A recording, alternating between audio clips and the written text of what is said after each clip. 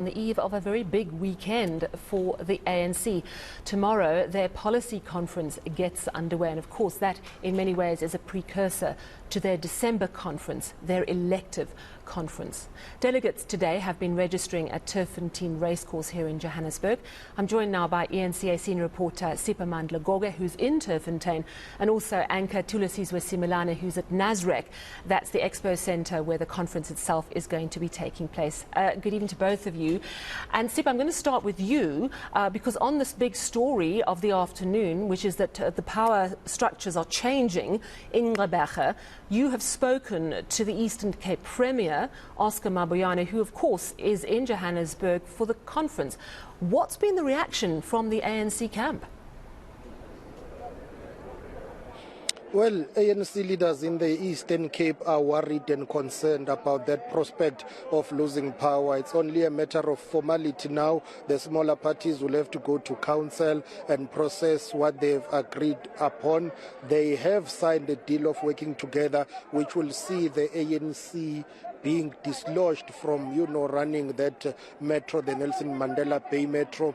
For a number of years now, the ANC has been struggling to retain full control and majority in that council. So Oscar Mabuyane, number one, is the premier of the Eastern Cape, but most importantly, number two, as the chairperson of the ANC in the province, is worried and concerned about that prospect. And he says, well, they will not give up easily. They will continue to negotiate with other parties that can save them. However, he does say that they are not hell-bent on retaining power at all costs, but they would not want to lose that metro. So for now, it's a difficult political position for the ANC in the province. Remember, the ANC has been losing metros across the country. If I'm not mistaken, they are only left with Mangaung, which is under administration in the Free State, that has been plagued by serious challenges. At Tegwini Metro, they were saved there by the coalition and working agreement with the ABC. I think they will only be left with Buffalo City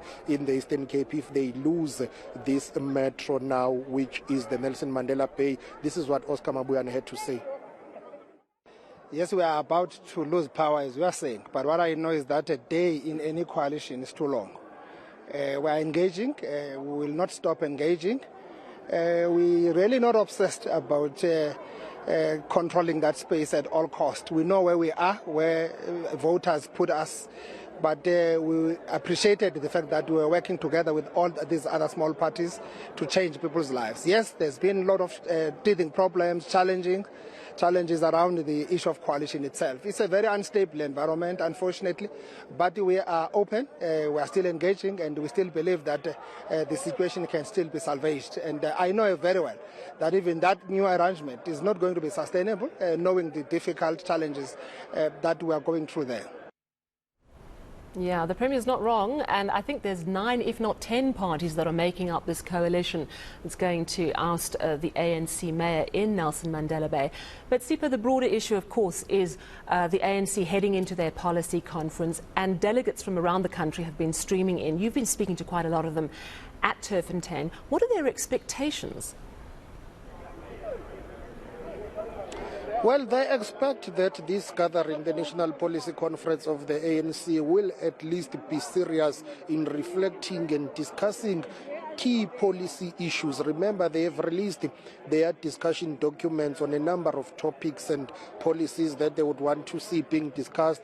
As we speak, most of them are still coming in to register here. Others are done registering. It's been a smooth day for the ANC registration process here in Johannesburg. But, the gist of it really is the issue of economic policies, energy policies, and you deal with issues of education, issues of health, poverty, inequality and unemployment. All those issues will need to be discussed here, but most importantly, to say which policies are going to make sure that South Africa grows the economy and the country is able to do away with youth unemployment, poverty and inequality. So those that we have spoken to have told us that they are really hoping that this gathering will be able to decisively put in place policies that will address socio-economic challenges that the country is facing. However, let's be realistic. Over a number of years, the ANC has been struggling to come up with economic policies that will ensure that there is economic growth, which will translate into job creation and take the millions of people out of poverty. But this is what Siboniso Duma, who's the provincial chairperson of the ANC in KwaZulu-Natal, had to say. Also remember, a number of provinces have said that they will come here and talk about the issue of step aside. But let's take a listen to what Siboniso Duma said. What is fundamental is the implementation of our policies. The issue of expropriation is critical. The issue of ensuring that the economic outlook of the country is being implemented, prioritize the youth, prioritize women, just also ensure that we resolve on the issue of the state bank. It has not been achieved at this point in time. What is stopping the ANC from doing that? Just ensure that we don't want the government that is prioritizing the issue of privatization on our SOEs. Let us ensure that we rebuild them, we rebuff, and ensure that we speak to what has been resolved by the ANC. We come here very clear as the provincial delegation of Eastern Cape that we are reaffirming resolutions of the 54th National Conference on land, on really economy looking deeper to address the issues of the radical socio-economic transformation, some serious fundamental reforms that must be looked at, the mandate of Reserve Bank, the actually relooking on our macroeconomic approach is going to be quite important. Yes, on the renewal, we are actually affirming the resolution of the 54th National Conference. We continue with that, and we believe that any attempt to do that will be so adventurous, will be reckless actually. We didn't do all what we did simply because it was out of our comfort. South Africans are looking at ANC so much. We reaffirm the step aside. All right, so that's Oscar Maboyane there. And Sipho Mandla, thank you very much for giving us a sense of where the delegates are at. Thulasizwe Simelane, you're sitting at Nasrec. Of course, it's all going to kick off in the next little while and run through the weekend. This policy conference on the outside, I think an ordinary South African would be like, well, how's it going to affect me? But at the end of the day, decisions made here could and should flow into how we run our country and how South Africa comes back from the brink of an energy crisis, how we turn around our massive unemployment problems. Give me a sense, Thulas, of what could realistically be achieved this weekend at the policy conference. Good evening. Well, Sally, good evening. Let me start by saying that the irony of what's happening at Nelson Mandela Bay on this day is uncanny, in that this is exactly part of what the ANC is coming to Nasrec to talk about. The analysis has gone before in terms of the discussion documents, and as I was listening to what has transpired there with the coalition being formed led by the DA, there's a certain phrase that is in the ANC discussion documents that jumped up and leapt up in my mind. It describes, Sally, a situation where the ANC reads what it calls the balance of forces. Basically, this is the global environment in which the ANC is conducting the business of governance. And in that analysis of the balance of forces, one, the prediction saying that the current trajectory and modeling points to the ANC coming in at under 50% in the 2024 elections. And I think that's paragraph 87 of the discussion documents. I noted it because it was quite striking the way that it was written. But the one I want to tell you about that relates to what has happened in the Eastern Cape is not written in such a sophisticated manner. It says there's a tendency of opposition parties doing whatever it takes to keep the ANC out of power. And then the ANC goes on to analyze and say that in many instances, these political parties have as much in common as people in a beer hall, drunkards in a beer hall have in common. So it's quite dramatic the way that the ANC phrases it, and that's the reality that has transpired. I don't know about the beer hall analogy, but that they're being kept out of power by coalitions is a reality that they're having to contend with. Sally, let's take the discussion a bit further. I'm joined by Mandela Setlalogile, who is a political economist, and he will be talking to me about all these matters and others, particularly on the economic side. Mandela, thank you for coming through. So there's a development in Nelson Mandela Bay. It means that effectively the ANC will lose control of yet another metro. It's one of the strategic, centers of the economy, and the documents make that point that, these are the hubs of where the economy is. Watching those developments, having read the discussion documents of the ANC, does it matter, this policy conference at all? Will it make any difference? What's your impression of the importance of that? I think Thulasizwe is twofold. The policy conference matters in as far as that the ANC is a governing party. The discussions held here and the outcomes of this policy conference are likely to impact the state, and that's why it matters to any other South African. But in terms of the policy conference and the outcomes today, that what happened in Nelson Mandela Bay, I do not necessarily think it matters much, because the loss of power of the ANC did not come as a surprise. If we look at the 2016 and 2021 local government elections outcomes, they have indicated a trend of political fragmentation. I think there's over 200 regional political parties and national political parties that contest the 2021 elections.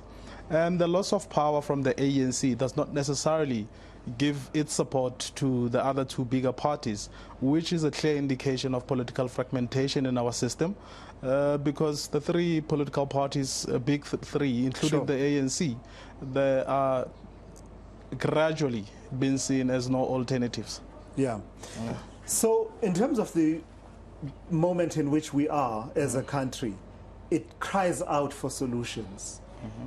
Do you think the ANC, as a governing party and a possible vehicle towards these solutions, do you think they are focused on these matters, the energy crisis, the economic crisis, unemployment? There are a lot of words written in these discussion documents, but is the ANC focused on the task at hand, the crises of the moment, or are they too inward looking? I mean, the fact that in the run-up to this conference, there's been a foregrounding of this whole talk around whether or not people who are accused of corruption and charged, criminally charged, should step aside. Are they focused? Not necessarily, Thulasizwe. I think from this policy conference, we are going to see a lot of weaponization of policy alternatives for political expediency. And what I mean by that is that policy alternatives are not necessarily going to be discussed to advance the well-being of South Africa, but rather to resonate with the different factions and their supporters. Hence, I believe that policy alternatives will be weaponized in this policy conference. Because of that, I do not necessarily think that the ANC is focused on solving the societal challenges that South Africa are experiencing currently. Sure, that's a dire assessment from your side. Just from having read the documents themselves, what jumps out for you? Are there any, and I know in the area in which you focus, the economy, how to reshape the economy, how to enhance economic activity, the energy situation that we face, did you find any solutions that enthuse you, that are promising? Not necessarily. I think the there has to be something. The discussion documents are a confirmation that the ANC's intellectual capabilities are in the abyssal. Sure. We have known this for quite some time, but this is just testament to what everybody has witnessed over the past several years. I mean, South Africa currently is undergoing a serious challenge with energy insecurity. Furthermore, there's talk about reform of SOEs, which ESCOM falls under, the energy insecurity. But not much is discussed at length about how to innovatively approach and solve this crisis. So suggestions such as that I was seeing there around the energy matter, if we stick with that for a moment, around almost liberalizing the energy space in that allowing, corporates and companies to generate their own electricity, those who can. The licensing requirements, as President Ramaphosa dropped a few days ago, and exploration around oil and gas, and saying that we should have our own sources of crude oil, while at the same time talking about biogas and saying that actually we can also even reduce our reliance on crude oil. None of that. Tulasizo, you'll remember, for instance, the biofuel strategy, I think, is about a decade old. Nothing has transpired with regards to that. I do not think that the ANC doesn't know what the issue is. The ANC understand what the challenge is. It's the how part that they do not have solutions for. How do we address this? And these policy discussion documents are supposed to shed some light on the how aspect of that policy question. Yeah. Which they fail to do ultimately. All right, Mandela, thank you for coming through. We're just getting started. We have a long weekend ahead of us. Sally, that's how it's looking from this side. Just a prelude to some of the conversations we'll be having in the coming hours, coming days, as the ANC delegates descend on Nasrec. This is where, of course, they held their elective conference in 2017 with a mandate to pursue radical socio-economic transformation, as well as to unify the ANC and renew the ANC. And my goodness, 5 years later, questions linger, Sally, about the extent to which they've been able to achieve any of that. Yeah, I particularly enjoyed the phrase from Mandela. What did he say? The weaponization of policy alternatives. He's concerned that that may indeed be a big feature of this coming weekend. It's certainly going to be very interesting. Tulisizo Simelane, Sipho Mandla, thanks very much to both of you. And of course, do know that after 6 o'clock, Tulas and the team will be broadcasting live from the ANC policy conference.